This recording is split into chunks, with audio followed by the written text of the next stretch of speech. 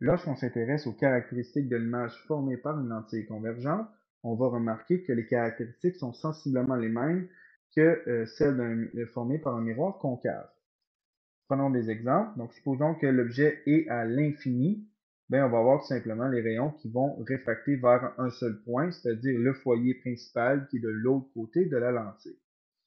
Si on place maintenant l'objet plus près, mais assez loin, donc supposons au double plus loin que le double de la longueur focale, ben là, on va avoir une image qui est réelle, donc parce que c'est formé par le croisement des rayons, inversée, plus petite que l'objet et plus proche de la lentille que l'objet.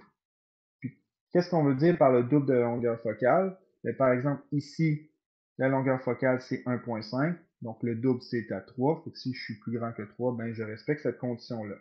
Et justement, si on met l'objet à exactement le double de la longueur focale, donc à 3, on obtient une image qui est réelle et inversée, de même taille et à la même distance de la lentille que l'objet.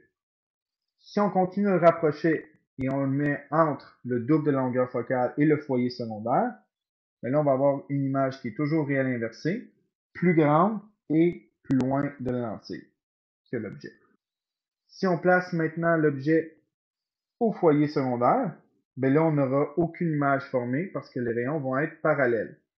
Enfin, si on le met entre le foyer secondaire et le centre optique, qu'on met la lettre O, ben là, on va avoir cette fois-ci une image virtuelle parce que c'est formé par le prolongement, droite, plus grande et plus loin de la lentille que l'objet. Donc, voici un tableau synthèse des caractéristiques de l'image selon la position. À noter que à partir du moment qu'on est plus loin que le foyer secondaire, donc ici, l'image va être réelle. Si on est plus proche que le foyer secondaire, ben là, on va avoir une image qui est virtuelle. Un petit rappel, une image réelle est toujours inversée et une image virtuelle est toujours droite.